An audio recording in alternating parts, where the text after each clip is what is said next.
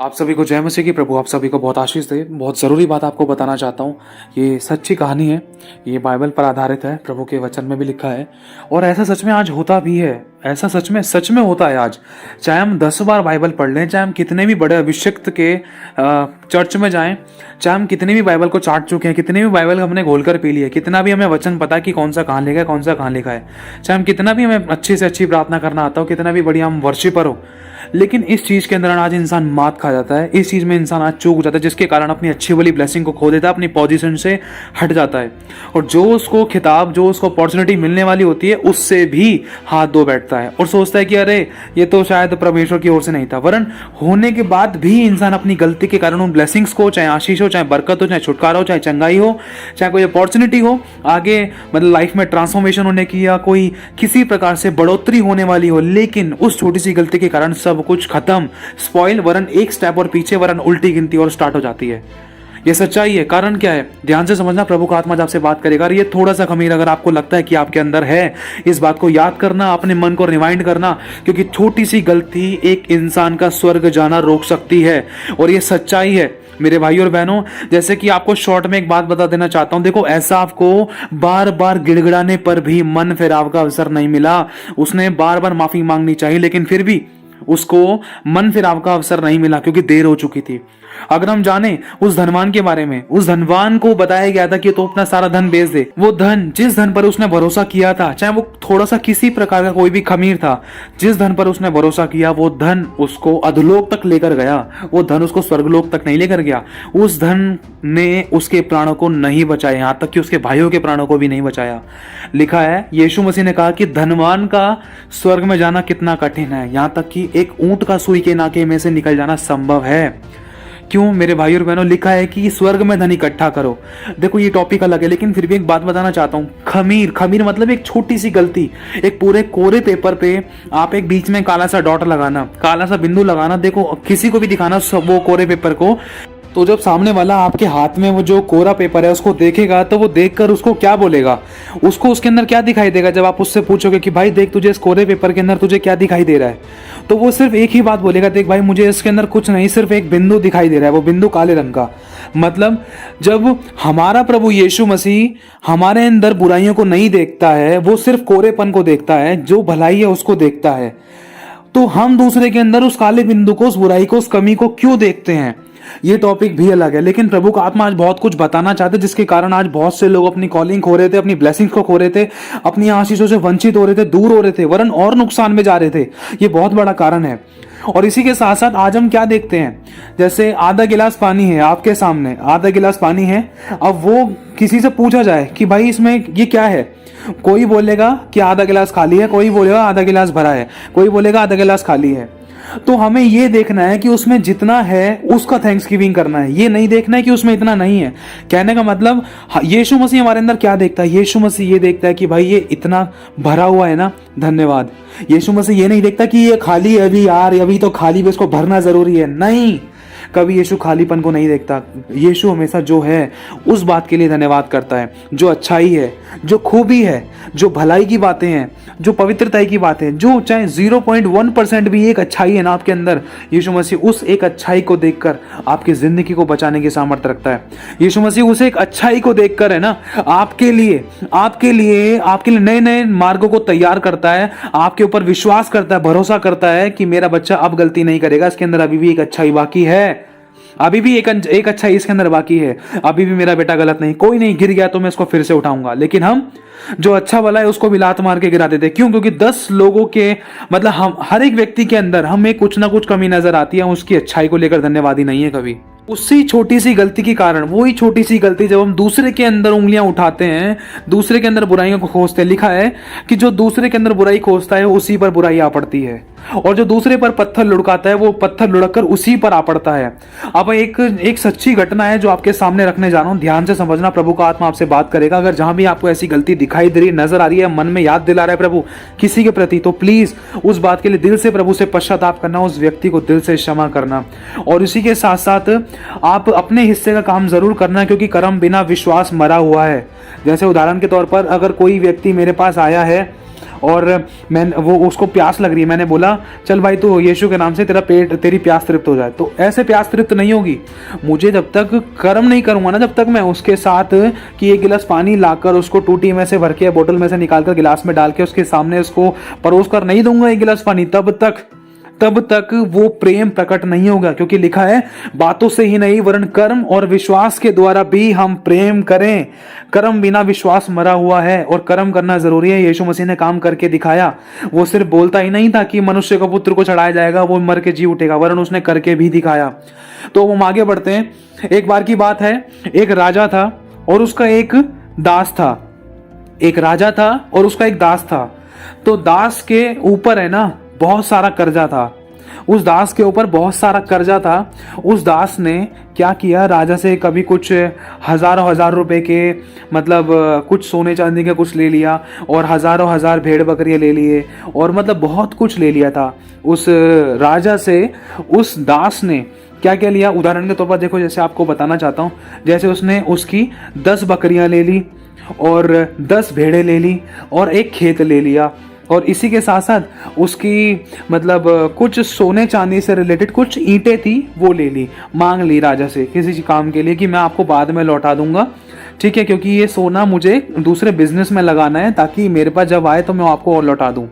फिर उसके बाद राजा देखता है दास को कि भाई वो नहीं लौटा रहा है। 1 साल हो गया, 2 साल हो गया, 3 साल हो गया, 8 साल हो गया, 10 साल हो गया, 20 साल हो गया, नहीं लौटा रहा। मतलब और मांगे ही जा रहा है, वरन बोलता तो है कि मैं लौटा दूंगा लेकिन नहीं लौटा रहा। तो होता क्या है कि राजा बोलता है देख जो तुझे मैंने दिया उसमें से तूने मुझे एक फूटी कौड़ी नहीं लौटाई और वरन तू बोलता रहा। और इसी के साथ साथ राजा कहता है उस दास से, देख तूने कुछ भी नहीं मुझे लौटाया ना, तो अब एक काम करता हूं, देख अब जो तेरे बीवी बच्चे हैं और जो भी तेरे पास तेरा धन है उस सभी को मैं अपने कब्जे में करता हूं और अपने मैं सिपाहियों को भेजकर तेरे बीवी बच्चों को अपना सेवक बनाऊंगा और मैं तुझे यहाँ से बेदखल कर दूंगा, तेरे हाथों में से सब कुछ छीन लूंगा। क्यों? क्योंकि तूने मुझसे कहा था कि मैं लौटाऊंगा लेकिन तू मेरा कर्जदार आज भी है, तूने मेरा कर्जा नहीं चुकाया। तो इसीलिए अब तेरा कर्जा चुकाने का एक ही रास्ता है कि मैं तेरे बीवी बच्चों को अपना दास बना लूं और उनसे अपनी सेवा कराऊं, उनसे मेहनत कराऊं और इसी के साथ साथ जो भी तेरे पास तेरा है उस सब को मैं तुझसे ले लूं, हथिया लूं। क्यों? क्योंकि तू आज भी मेरा कर्जदार है, तूने मेरा जो लिया वो मुझे दिया नहीं।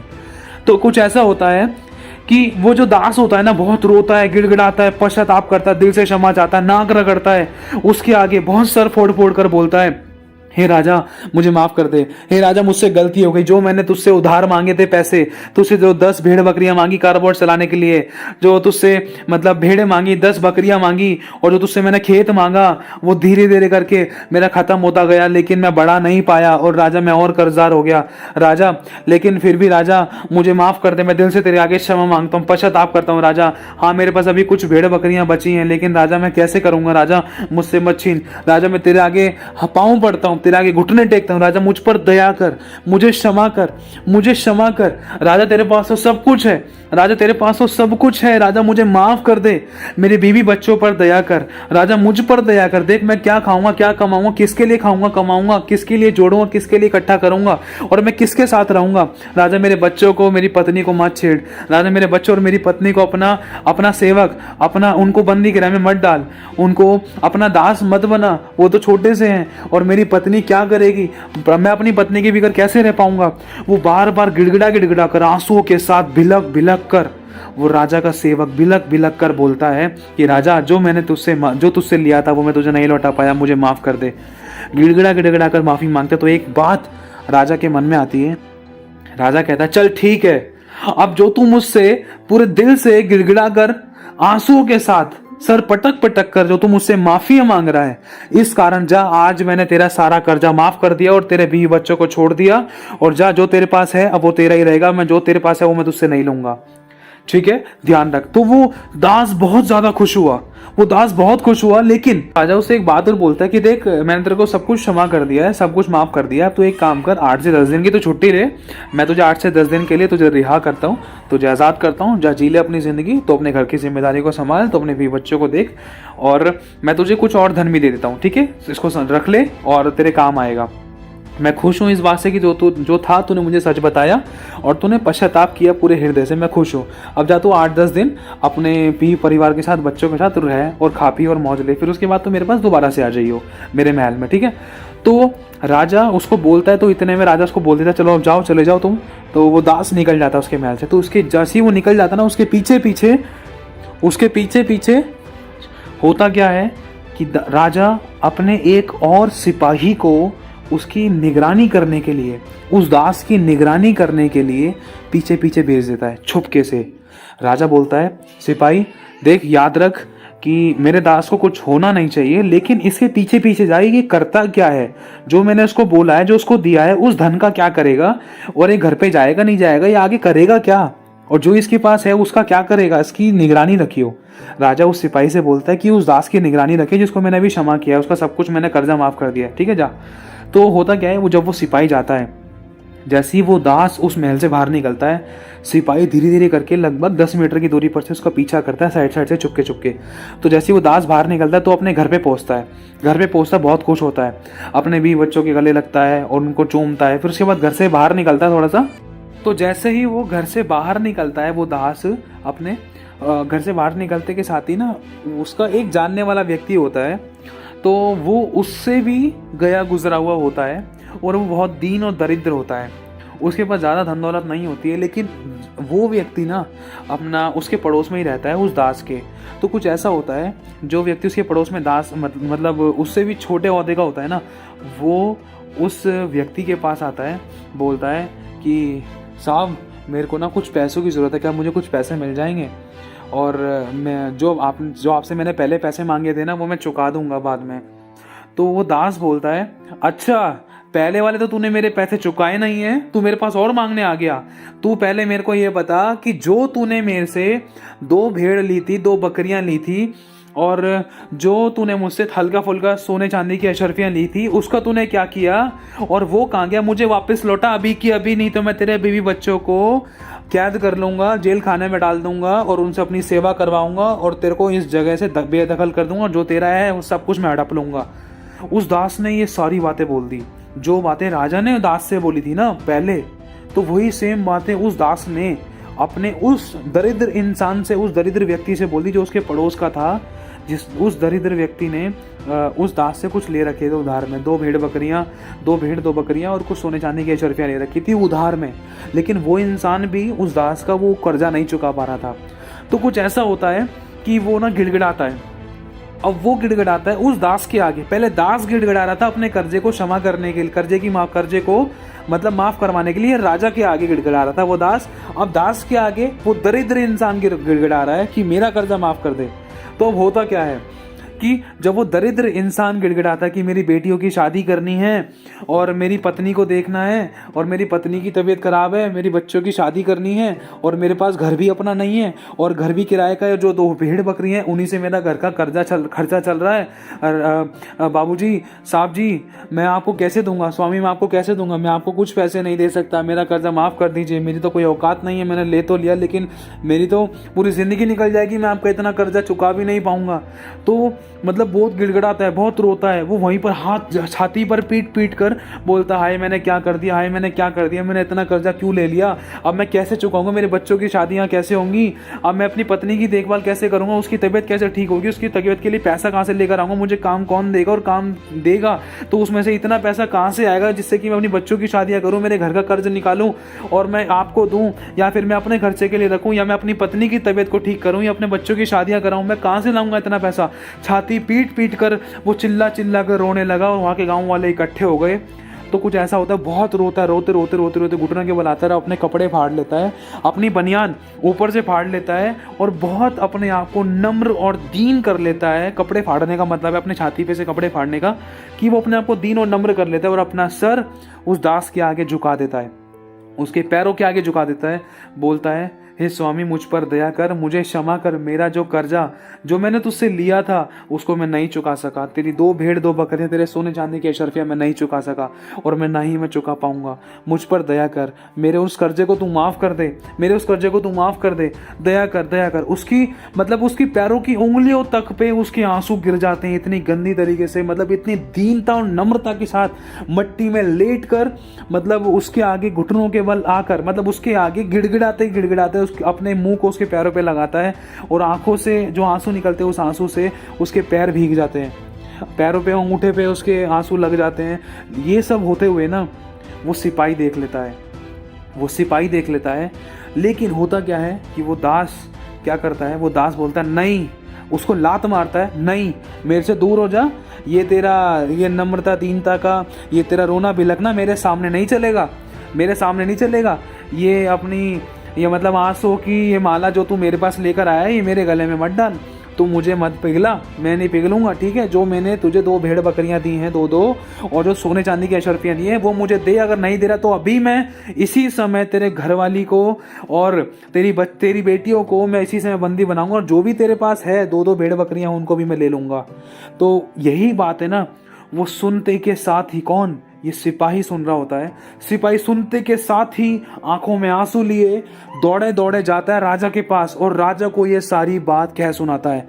राजा को बोलता है, राजा राजा देख, तूने किस दास का तूने कर्जा माफ कर दिया, तूने बहुत बड़ी गलती कर दी। जिस दास का तूने कर्जा माफ किया है राजा देख, जिस दास का तूने 10-10 भेड़ बकरियां और जिसको तूने सोने की ईंटें दी, जिसको तूने खेत दिया, तूने उस दास का कर्जा तो यूं ही माफ कर दिया चुटकियों में, लेकिन उस दास ने अपने आगे के छोटे एक व्यक्ति का, एक दरिद्र व्यक्ति का एक छोटा सा कर्जा माफ नहीं कर रहा, वो माफ नहीं कर पाया। देख वो सामने वाला दरिद्र व्यक्ति, उसकी आंखों में आंसू है और वो आंसू उसके पैरों तले अंगूठों पर गिर रहे हैं, उसके आगे गिड़गिड़ा रहा है। उसकी बेटियों की शादी करनी है, उसकी पत्नी की तबीयत खराब है, बार बार गिड़गिड़ा कर बोल रहा है कि हे स्वामी मेरा कर्जा माफ कर दे। लेकिन जिस दास का तूने कर्जा माफ किया है वो दास अपने उस दरिद्र इंसान का कर्जा माफ नहीं कर रहा है। वो उसके बच्चों को उसकी पत्नी को मतलब एक बेड़ा बना के, उसके बच्चों को, उसकी बेटियों को और उसकी पत्नी को बंदी बनाकर अपने पास सेवक दास बनाकर काम करना चाहता है। वरन जो भी उस आदमी का 2-2 भेड़ बकरियां हैं और जो मतलब हल्का फुल्का जो उसके पास है, जो उसने जोड़ा है, वो सब भी उसका ले लेना चाहता है दास। हे राजा, तूने उस दास का क्यों, तूने इतना सारा कर्जा माफ कर दिया लेकिन वो दास आगे दूसरे का कर्जा माफ नहीं कर पाया। तूने तो उसका पूरा 100% क्षमा कर दिया, लेकिन जिसका तूने क्षमा किया वो आगे दूसरे का 100% क्षमा नहीं कर पा रहा है। तूने क्या कर दिया राजा। तो उसके बाद राजा की आंखें लाल हो जाती हैं, आग बबूला हो जाता है। तो राजा उस सिपाही की बात को सुनकर अपने 8-10 सैनिकों को भेज देता है हथियारों से लैस करके। तो होता क्या है, तो राजा का यह आदेश होता है, अब वो दास जिसका मैंने पूरा 100 गुना कर्जा माफ किया है उस दास को पकड़ कर लेकर आओ। क्यों? क्योंकि उसने अपने से छोटे व्यक्ति का 1% भी उसने कर्जा माफ नहीं किया। मैंने उसका पूरा 100% कर दिया, लेकिन उसने आगे किसी का भी 1% भी कर्जा माफ नहीं किया। उसको बंदी बनाकर आप मेरे पास लेकर आओ, उससे अब मैं हिसाब लूंगा। तो ऐसा ही होता है। अब उसके 10 के 10 सिपाही जाते हैं, भागे भागे जाते हैं और उसको पकड़ लेते हैं, उसके परिवार को पकड़ लेते हैं। होता क्या है, राजा के सामने पेश किए जाते हैं। अब पता है एक बहुत खतरनाक बात है मेरे भाई और बहनों, प्रभु का वचन कहता है जब हम प्रार्थना करते हैं, यीशु मसीह ने प्रार्थना करना सिखाया है, लिखा है कि जब तू प्रार्थना करे तो ये कहे, हे हमारे पिता तू जो स्वर्ग में है, तेरा नाम पवित्र माना जाए, तेरी इच्छा जैसे स्वर्ग में पूरी होती है वैसे पृथ्वी पर पूरी हो। हमारे दिन भर की रोटी आप हमें दें, और जिस प्रकार हम अपने अपराधियों को क्षमा करते हैं उसी प्रकार आप भी हमारे अपराधों को क्षमा करें। हमें किसी परीक्षा में ना पड़ने दें परंतु बुराई से बचाएं। ये इसमें कुछ शब्द हैं कि जिस प्रकार हम अपने अपराधियों को क्षमा करते हैं उसी प्रकार आप भी हमारे अपराधों को क्षमा करें। मतलब जिस नाप से तुम नापोगे उसी नाप से भी तुम्हारे लिए नापा जाएगा। राजा ने उस दास का 100% कर्जा माफ कर दिया था। अपने हिस्से का राजा ने काम बहुत अच्छा किया, लेकिन जिसका कर्जा माफ हुआ था जब उसके ऊपर बात आई तब उसने सामने वाले का कर्जा 1% भी माफ नहीं किया। तो जो उस दास ने बोया, अब वो उसके काटने का समय है। और जो राजा ने बोया, राजा को तो उसकी आशीष मिलेगी, क्योंकि राजा ने सामने वाले पर दया की है। और जिस पर दया की है उसने आगे दया नहीं करी, जिस पर दया हुई है उसने आगे क्षमा नहीं दी, जिसका कर्जा माफ हुआ है उसने आगे दूसरे का कर्जा माफ नहीं किया। क्यों? क्योंकि जिसने माफ नहीं किया उसने गलत बो दिया, और इसी कारण वो परीक्षा में पड़ गया, जिसके कारण उसको दंड मिला। तो राजा ने उन 10 सिपाहियों के द्वारा उस दास को और उसके पूरे घराने को बुलाकर बहुत खतरनाक तरीके से उनको अपना एक बंदी गृह में डाल दिया, और उसके साथ साथ उस दास को मरवा दिया, दास को खत्म करवा दिया, उस दास को दंड दिया गया। वो कौन सा दंड दिया गया? अब वो खुदा जानता है कि कौन सा दंड दिया गया, क्योंकि लिखा है, जिस प्रकार तुम अपने अपराधियों को क्षमा करोगे उस प्रकार मैं भी तुम्हारे अपराधों को क्षमा करूंगा। तो मतलब प्रभु चाहता है कि अगर हम प्रभु से क्षमा पूरी तरीके से पाएं तो उसके लिए हमें पहले प्रभु के क्षमा को पाने से पहले ही हमें सामने वाले को, अपने शत्रु को पूरी तरीके से 100% क्षमा करना होगा। क्षमा करने का मतलब ये नहीं है कि सॉरी भैया, sorry aunty, sorry papa mummy दीदी भैया भाभी, नहीं। क्षमा करने का या माफी मांगने का ये तरीका ये नहीं है, ये तो शुरुआत है, तरीका है इसके बाद का क्या कर्म भी करना है। कहने का मतलब मैंने सिर्फ मुंह से बोल दिया कि दीदी सॉरी मुझसे गलती होगी, मैंने आपको गाली बक दी थी, मैंने मुंह से बोल दिया बस, लेकिन मन के अंदर कड़वाहटों को लेकर बैठा हुआ हूं, और उसके बाद मैंने अपना बिहेव बिल्कुल ही उल्टा सीधा कर लिया, बिल्कुल ही बिगाड़ लिया, बात नहीं करनी, 36 का आंकड़ा बना लिया, विरोध रख लिया। कोई फायदा नहीं है ऐसी क्षमा का, ये दिखावटी है। क्षमा कामों में भी नजर आनी चाहिए। प्रभु ने कहा है यदि तेरे मन में तेरे भाई के प्रति कोई कुछ विरोध हो, बहुत सारा नहीं, प्रभु कह रहा है 0.1%, अगर 0.1%, 1% भी अगर तेरे मन में कुछ विरोध है तेरे भाई के प्रति, तो जा पहले अपने भाई से मेल मिलाप कर, तब तू आकर मुझसे प्रार्थना करना, तब मैं तेरी भेंट को, तेरी प्रार्थना को स्वीकार करूंगा। वरना ध्यान रख, अगर तू नहीं गया तो ध्यान रख तेरे साथ होगा क्या, क्योंकि तूने जो बोया है वो तू काटेगा, उसके लिए फिर तू तैयार हो जा। तूने दूसरे को क्षमा नहीं किया तो जा, मैं तेरे को क्षमा नहीं कर रहा। क्यों? क्योंकि मेरा वचन सच्चा है, मैं अपने वचन के विरुद्ध में नहीं जाऊंगा, क्योंकि मैंने साफ कहा है जो तू बोएगा वो तू काटेगा। अब तू आगे किसी को क्षमा नहीं कर रहा है, तू आगे किसी को क्षमा नहीं कर रही, अपने पत्नी को, अपने पति को, अपने बच्चे को, अपने माता पिता को, अपने यारों दोस्तों को, अपने फैमिली मेंबर्स को, रिलेटिव रिलेशंस को, किसी को क्षमा नहीं कर रहे हैं। तुम एक बात का पतंगड़ बनाकर बैठे हो, उसने तेरे को ऐसा कौन सा बर्ताव कर दिया कि तू क्षमा नहीं कर सकती, कि तू क्षमा नहीं कर सकता। अरे मुझसे पूछ, मेरी छाती पर भाला पड़ा, मेरे सर पे कांटों का ताज पहना, मैंने क्षमा किया, हाथों में कीले ठुकवाए, मैंने क्षमा किया, पैरों में कीले ठुकवाए, मैंने क्षमा किया, मेरे मुंह पर थूका गया, मैंने क्षमा किया, मुझे गाली दी गई, मैंने गाली के बदले गाली नहीं दी, मैंने क्षमा किया, और क्रूस पर मरते मरते मैंने कहा कि हे पिता इन्हें क्षमा कर, ये नहीं जानते क्या कर रहे हैं। तो तुझसे क्षमा नहीं किया जा रहा है, ऐसा तेरे साथ क्या हो गया? अरे जिसे तू देखता है अगर तू उससे प्रेम नहीं करता है, तो जिसे तू नहीं देखती तो उससे कैसे प्रेम करेगी मेरी बहन? प्रभु कह रहा है आज, तो जिस परमेश्वर को आप लोग नहीं देखते तो आप उससे कैसे प्रेम करोगे? और जब तक हम अपने मन में से किसी के प्रति जो भी विरोध है उसको नहीं निकाल कर अगर हम प्रभु के पास जाएंगे तो प्रभु कैसे आशीष देगा? उसको निकालना पड़ेगा पहले, उस विरोध को, उस नामाफी की बातों को, उस क्षमा को हमें उस व्यक्ति को देना होगा जिसकी जरूरत है हमें भी, क्योंकि जो हम बोएंगे वो हम काटेंगे। और यही आज बहुत बड़ा कारण है, चाहे हम बड़े बड़ी प्रचार कर लें, बड़ी बड़ी मीटिंग्स कर लें, मैं सच बता रहा हूं, प्रभु का आत्मा आज कहना चाहता है, चाहे बड़े बड़े जितने भी काम कर लो, अगर मैं प्रेम ना रखूं तो कुछ भी नहीं, ठनठनाता हुआ पीतल और झंझनाती हुई झांझ हूं।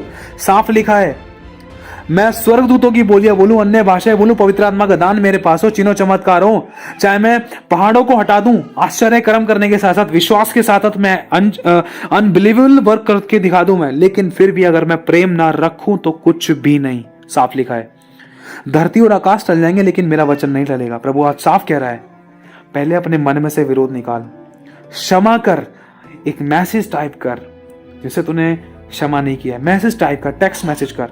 चाहे सामने वाला तुझे माफ नहीं कर रहा है, उसकी करनी उसके साथ है, लेकिन तू अपने हिस्से का काम कर, अपने हिस्से का तू काम कर, और सामने वाले के अंदर से बुराई खोजना खत्म कर। जो उसके अंदर अच्छाई है उसका धन्यवाद कर।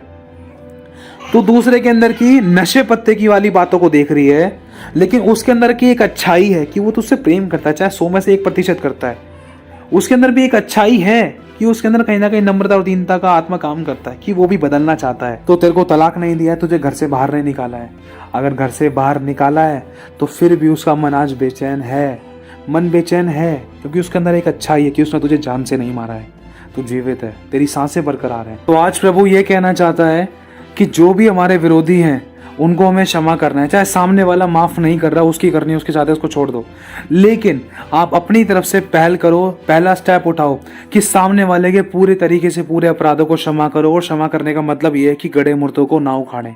जो पुरानी बात हो गई सो हो गई, बीत गई सो बीत गई। अब पुराने गड़े मुर्दों को उखाड़ उखाड़ कर अपने आज को खराब मत करो और आज के चक्कर में अपनी पुरानी ब्लेसिंग्स को मत गंवाना और आने वाली बुल्लाहट को, आने वाली आशीषों को कभी मत खोना। क्योंकि कई बार स्वर्गदूत हमारी घर की डेवड़ी पर आता है, परमेश्वर जब हमें आशीष देकर भेजता है तो कई बार शैतान ऐसे डंगे डालता है कि हमारे द्वारा लड़ाइयाँ कुड़कुड़ाहट वगैरह करवाए कि हमारे घर में जब ब्लेसिंग्स आए वो स्वर्गदूत लेकर आए तो स्वर्गदूत ये देखे, उस शैतान की ये चालें दिखाई दें उस स्वर्गदूत को कि देख प्रभु तूने मुझे किस घर में भेजी है, ये तो लड़ रही है, ये तो मन में कुड़कुड़ाहट लेकर बैठी है, ये तो देख उसको माफ नहीं कर रहा है, देख ये तो छोटी सी बात को बतंगड़ बनाकर बैठा है, ये देख इसको माफ नहीं कर रहा है, इसके मन में तो उसके दोस्त के प्रति विरोध है, ये तो अपने माँ बाप के विरुद्ध में, ये तो अपनी पत्नी के विरुद्ध में, ये तो अपने पति के विरुद्ध में, इसके मन में तो इतनी कड़वाहट भरी हुई है। तूने इसके लिए आशीष भेजी प्रभु, तूने कहीं गलत घर में तो नहीं भेज दिया मुझे? ये कटोरे में जो आशीष प्रभु तूने जो स्वर्ग से मुझे घर में भेजा, किस घर में भेजा है? जिस घर में भेजा प्रभु मुझे ये नहीं लग रहा है, क्योंकि देखिए इस घर में तो कुछ और ही चल रहा है कि ये इसको माफ नहीं कर रहा है, वो उसको माफ नहीं कर रहा है, कोई किसी को 100% माफ नहीं कर रहा है, कोई किसी से सीधे मुंह बात करना नहीं चाहता है। प्रभु तूने किसके लिए आशीष लेकर भेजा है?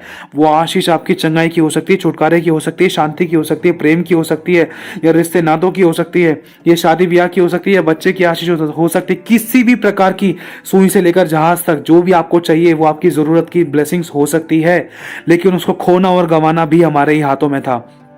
क्यों? क्योंकि जब खुदावंद का स्वर्गदूत हमारे दरवाजे पर आया, डेवड़ी पर आया, तो हम उस योग्य नहीं पाए गए। ये सच्चाई है मेरे भाई और बहनों। क्यों? क्योंकि जब स्वर्गदूत आता है तब वो देखता है, आत्मिक आत्मा में होते हैं सारे काम। जब वो स्वर्गदूत आता है देखता है, अगर हम दानियेल की पुस्तक पढ़े तो इससे रिलेटेड भी थोड़ा बहुत हम समझ सीख सकते हैं कि प्रार्थनाओं के उत्तर आने में समय क्यों लगा। क्योंकि शैतान ने रोक लिया था, शैतान ने रोक लिया था। क्यों? क्योंकि देख अभी भी देख कुछ कमी बाकी है, अभी तो आशीष लेकर नहीं जा सकता वहां, अभी तो उत्तर लेकर नहीं जा सकता। हमारी प्रार्थनाओं के उत्तर क्यों रुकते हैं? और आज हम बोलते हैं खुदा तो हमारी सुनता नहीं है। खुदा हमारी कैसे सुनेगा जब हम दूसरों की सुनने के लिए भी तैयार नहीं है? खुदा हमारे पापों को क्षमा कैसे करेगा जब हम दूसरों को क्षमा करने के लिए तैयार नहीं है? और जब तक पाप क्षमा नहीं होंगे, जब तक स्वर्ग नहीं जा सकते, जब तक पाप क्षमा नहीं होंगे, जब तक कोई आशीष नहीं मिल सकती, जब तक पाप क्षमा नहीं होंगे, जब तक कोई बरकत नहीं, चंगाई नहीं, छुटकारा नहीं, या कोई काम बन ही नहीं सकता है, कोई ब्लेसिंग्स मिल ही नहीं सकती है। हालांकि प्रभु सबको रोटी देता है, भूखा सुलाता नहीं है, भूखा उठाता है, सबको रोटी देता है, पक्षियों को दाना देता है और हम मनुष्य को रोटी देता है। लेकिन फिर भी जिस बड़ी आशीष और बरकत, जिस बड़ी ब्लेसिंग के हकदार हैं हम, वो ब्लेसिंग्स हम अपनी जुबान से अंगीकार करके गलत काम करके खो देते हैं, नामाफी की बातें दिखाकर खो देते हैं। क्यों? क्योंकि जो अभी आपके सामने ये बातें प्रकट की गई हैं, खुदा का आत्मा ये बताना चाहता है कि जब प्रभु ने हमारे 100% पापों को क्षमा कर दिया है तो हम सामने वाले के 100% पापों को क्षमा क्यों नहीं कर रहे हैं? सामने वाले की एक एक दो दो तीन तीन बातों को लेकर, पुरानी बातों को लेकर क्यों दोबारा से लड़ रहे हैं, झगड़ रहे हैं? अगर दोबारा से लड़ रहे झगड़ रहे हैं, अगर दोबारा से गड़े मुर्दों को उखाड़ रहे हैं तो उसका मतलब हमने क्षमा किया ही नहीं है। ये सच्चाई है। जब खुदा हमसे बोलता है कि जा, मैंने तेरे अपराधों को क्षमा कर दिया, मैंने तेरे गुनाहों को बख्श दिया, तू भी भूल जा, मैंने तेरे पापों को कभी याद भी नहीं करूंगा, अपनी पीठ के पीछे फेंक दूंगा, इतना दूर कर दूंगा जितना कि पूरब से पश्चिम दूर है, और तू भी मत याद कर। जब सोचो हमारा परमेश्वर यहोवा प्रभु यीशु हमसे ये कह रहा है कि तू भी मत याद कर, मैं भी नहीं याद करूं, मैंने भूल गया, तू भी भूल जा, मैंने छोड़ दिए, तेरे पापों को मिटा डाला काली घटा के समान, तो क्या प्रभु भी हमारे पापों को बार बार कुरिद के लेकर आ रहा है? सोचो, अगर वो कुरिद कर लेकर आने पर हो गया ना मजबूर, तो मेरे भाई और बहनों हम कहीं के नहीं रह सकते। वो तो खुदा का अनुग्रह का समय चल रहा है, खुदा में मौका दे रहा है। हमारे अंदर कोई 1% भी ऐसी अच्छाई नहीं है जिसके कारण हम ये आज का एक पल का भी समय, एक पल की भी सांस अच्छे से ले पाए। वो तो यीशु मसीह की दया है। क्योंकि अगर हम प्रकाशित वाक्य पढ़ते हैं या हम यशाया 53 अध्याय पढ़ते हैं तो हमें पता चलता है कि यीशु मसीह आज तक हमारे लिए एक पिता से प्रार्थना करता है कि प्रभु हे मेरे पिता, देख इन लोगों के लिए मैंने जान दी है, अब एक और मौका दे, इनको क्षमा कर। देख मुझे देख, मैंने जान दी, मैंने कर्ज पूरा कर दिया, मैंने दंड पूरा कर दिया। प्रभु तू उसको दंड मत दे, उसके पाप का दंड उसको मत दे। देख मैंने दंड पूरा कर दिया, तू मुझे देख, उसको क्षमा कर, उसको मौका दे। देख प्रभु वो बच जाएगा, पिता वो बच जाएगा। बार बार यीशु हमारे बारे में सिफारिश लगाता है पिता से। लेकिन एक ऐसा समय भी है, एक ऐसा न्याय का समय भी है जब दुनियावी न्यायालयों में कोई घूसखोरी रिश्वत वगैरह नहीं चलती है। भले ही यहाँ पर चलती भी थी, लेकिन वहाँ की बात अलग है। ध्यान रखना, लिखा है खुल जाएंगी किताबें जब भी हिसाब होगा, इंसाफ का तराजू यीशु के हाथ होगा। जो वकील अभी पेड़ के नीचे बैठा है, जो सबकी सिफारिश लगा रहा है ना, जब वो जज बनेगा तो उस समय किसी की नहीं चल सकती सिवाय यीशु के। जब यीशु मसीह का ट्रांसफर हो जाएगा, जब यीशु मसीह अपनी पूरी महिमा में आएगा, तो वो एक सच्चा न्यायी बनकर बैठेगा। और लिखा है कि क्या ही धन्य है वे मनुष्य जिसका अपराध ढांपा गया, जिसका पाप क्षमा किया गया, जिसके अधर्म का कामों का लेखा यहोवा ना ले, जिसके पापों का लेखा यहोवा ना ले, जिस पर दंड किया गया नहीं है। क्या ही धन्य है वे जिसके पाप क्षमा किया गया, जिसका अधर्म ढांपा गया। सोच कर देखो। और आज हम क्या धन्य हैं या नहीं है, इन बातों से हम पता लगा सकते हैं। सोचो, प्रभु यीशु मसीह किसी भी समय आ सकता है, ऑन द स्पॉट। रिसेंटली अगर इस समय आ गया, मान लो 1 सेकंड या 5-10 मिनट बाद आ गया, और हमने किसी को क्षमा नहीं किया, तो हम कहाँ जाएंगे? थोड़ा सा खमीर पूरा गुना आटा खराब कर देता है। इसीलिए प्रभु कहता है कि समय असमय तैयार रहे, अपने उद्धार के कार्य को पूरा कर। मैंने तेरे लिए जान दी है, सिर्फ इतना ही काफी नहीं है। मैंने अपने हिस्से का काम किया, तुझे अपने हिस्से का काम करना है। तुझे पूरी तरीके से क्षमा चाहिए तो पूरी तरीके से क्षमा आगे भी दे। अपने मन में से कड़वाहट निकाल, क्रोध, ढाल, जलन, ईर्ष्या खत्म कर, क्योंकि मैंने तेरे प्रति अपने मन में ईर्ष्या नहीं रखी। अगर ईर्ष्या रखता तो आज तेरा निशान धरती पर से मिट चुका होता। लेकिन आज भी मेरी दया तुझ पर बड़ी है, आज भी मेरे क्रूस से लहू जारी है मेरा, जिसके कारण आज तू बचा हुआ है, जिसके कारण आज तू बची हुई है। बस ये कहना चाहता हूँ कि तेरी कोई आशीष ना जाए। दिल से पश्चाताप कर, सामने वाले को 100% क्षमा कर। अगर तू क्षमा करेगी, अगर तू क्षमा देगी, अगर तू क्षमा देगा, अगर उनके लिए प्रार्थना करेगा, उनसे मेल मिलाप रखेगा, वरन उन बातों को कामों में भी दिखाएगा, चाहे सामने वाला तेरे साथ अच्छा नहीं कर रहा। लेकिन ध्यान रख, तेरी आशीष को खुलने से, तेरी ब्लेसिंग्स को तेरे तक पहुंचने से कोई नहीं रोक सकता, क्योंकि जिसे मैं खोलूं उसे कोई बंद नहीं कर सकता, जिसे मैं बंद करूं उसे कोई खोल नहीं सकता। यहोवा यूं कहता है। मेरे भाई और बहनों, प्रभु आज चाहता है कि हम सामने वाले के 100% गुनाहों को क्षमा करें, और क्षमा करने के साथ साथ भूल जाएं, क्योंकि प्रभु भी हमारे गलती पाप गुनाह अपराधों को भूल गया है। और ये उसी की दया है, ये उसी की दया है कि आज हम जीवित हैं, आज हम मर नहीं गए। ये उसी की माँ करुणा का फल है कि आज हमारी नाक में नली नहीं लगी, आज हम वेंटिलेटर पे नहीं है, आज हमें कोई रोग नहीं, कोई बीमारी नहीं है। क्यों? क्योंकि यीशु मसीह बार बार पिता से प्रार्थना करता है, पिता इसको मौका दे, दया कर, क्षमा कर, ये बदलेगा। मैं विश्वास करता हूँ पिता, ये मेरा बेटा बदलेगा, ये मेरी बेटी बदलेगी, ये बदलेगी, मेरा पवित्र आत्मा इसको बदलेगा, ये क्षमा करेगी प्रभु, ये क्षमा करेगा सामने वाले को, इस पर भी तेरी क्षमा आएगी। मैं विश्वास करता हूँ मेरे पिता यहोवा, तू दया कर इस बच्ची पर, प्रभु दया कर। वो बार बार हमारे लिए यीशु मसीह हमारे लिए, हम सभी के लिए, आपके लिए, मेरे लिए पिता से लगातार प्रार्थना करता है। वध किया हुआ मेमना, वो सिंह समान मेमना यहोवा के सिंहासन के सामने खड़ा रहता है। जैसे भेड़ वध होने के समय, ऊन कतरने के समय भेड़ चुपचाप खड़ी रहती है, वैसे ही वो भी खड़ा रहता है। प्रभु दया कर इन लोगों पर। मेरे भाई और बहनों, प्रभु चाहता है कि हम पूरी तरीके से क्षमा करें। जैसे ही आप क्षमा करोगे, देखना इस हफ्ते के अंदर बहुत बड़ी ब्लेसिंग्स आपके लिए खुलने जा रही है। जो काम अब तक नहीं हुए थे वो काम अब होने जा रहे हैं आपकी ज़िंदगी में। जैसे ही आप क्षमा करोगे, कोई पवित्र आत्मा का दान पाएगा। जैसे ही आप क्षमा करोगे, पूरी तरीके से 100% क्षमा करके उनकी पुरानी बातों को, बीती बातों को ना तो उखाड़ोगे, ना तो फिर से खोजोगे, और ना ही उन बातों पर ध्यान दोगे, वरन उनके लिए अच्छाई बातें बोलोगे, अच्छाई ही उनके अंदर से खोजोगे, वरन उनकी अच्छाइयों के लिए आप प्रार्थना करोगे। तो ध्यान रखना, आज मेरे भाई और बहनों, ये बड़ी ब्लेसिंग्स आपके लिए, इसको अपने लिए ग्रहण करो। आज जैसे ही आप ये सब काम करोगे, काम करते के साथ जैसे आप अपना ये विश्वास का, प्रेम का कदम बढ़ाओगे, क्षमा का कदम बढ़ाओगे, तो बहुत से लोग पवित्र आत्मा का दान पाने जा रहे हैं इस एक हफ्ते के अंदर। बहुत से लोग वरदानों को पाने जा रहे हैं, बहुत से लोग फाइनेंशियली ब्लेसिंग्स को पाने जा रहे हैं, बहुत से लोग अपनी सच्ची शांति को, घर के प्रेम को, पति पत्नी के अच्छे मीठे रिश्ते को पाने जा रहे हैं। बहुत से लोग अपनी चंगाइयों को पाने जा रहे हैं इस हफ्ते के अंदर, जो मैं कह रहा हूँ जिंदगी भर से नहीं पाया था, लेकिन अब वो पाने जा रहे हैं, क्योंकि जो काम आपको करना है वो बता दिया। क्योंकि परमेश्वर की बड़ी आज्ञा यही है कि एक दूसरे से प्रेम करो। अगर हम प्रेम करते हैं ना, तो वहाँ पर क्षमा भी होगी। अगर प्रेम है तो दया भी दिखाई जाएगी। अगर प्रेम है तो अनुग्रह भी होगा। अगर प्रेम है तो गड़े मुर्दे नहीं उखाड़ सकते। अगर प्रेम है, चाहे कितनी भी गलतियां करती हो, माफ़ी ज़रूर आएगी, क्योंकि प्रेम बलिदान को दर्शाता है। क्योंकि यीशु मसीह ने दूसरों को क्षमा करने के लिए अपनी जान दे दी। मेरे भाई और बहनों, हमें भी परमेश्वर के प्रेम को प्रकट करना है। आज बड़ी ब्लेसिंग आपके द्वार पर है। स्वर्गदूत आपका द्वार खटखटा रहा है। वो कहता है पिता से, पिता तूने मुझे सही घर में भेजा। देखिए दिल से पश्चाताप कर रहा है, देखिए रो रहा है, देखिए रो रही है, इसको याद आ रही है इसकी बातें, इसके पति के बारे में याद आ रही है, इसके माता पिता, इसके भाई बहन के बारे में याद आ रहा है। प्रभु तो उस बेटे को याद दिला रहा है, इसने कहाँ गलती करी थी, इसने अपने मन में किसके प्रति कड़वाहट रखी, इसने किसको ब्लॉक किया, किसके साथ गलत बर्ताव किया, किस रिश्ते वाले को या किस गरीब या दरिद्र व्यक्ति का इसने ठट्ठा किया, मजाक उड़ाया, किसके लिए अपने मन में कड़वाहट रखी है इस बच्चे ने।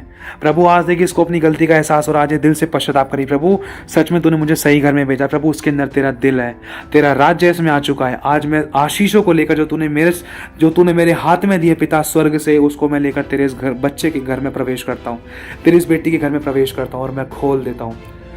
विश्वास से अपने लिए ग्रहण करो। प्रभु का आत्मा आपके साथ में है। और ध्यान रखना, जो हो गया सो हो गया। जब प्रभु हमारी बुराइयों को नहीं खोजता, जब प्रभु हमारे अंदर के काले डॉट को नहीं देखता, सिर्फ वो कोरे पेपर को देखता है, तो आपको भी दूसरे के अंदर कोरेपन को देखना है। क्यों? क्योंकि हम भी खुदा से यही आशा रखते हैं कि खुदा भी हमारी बुराइयों को ना देखे, हमारे अंदर की कमियों को ना देखे, वरन अच्छाइयों को देखे और हम पर दया करे। और जो भी हमारे अंदर की कमियाँ हैं वो ख़त्म होती जाएँ। कब ख़त्म होगी? जब हर बात में हम धन्यवादी रहेंगे। जो अच्छाई है उनके लिए धन्यवाद करेंगे। तो प्रभु आशीष दे आप सभी को। जय मसीह की।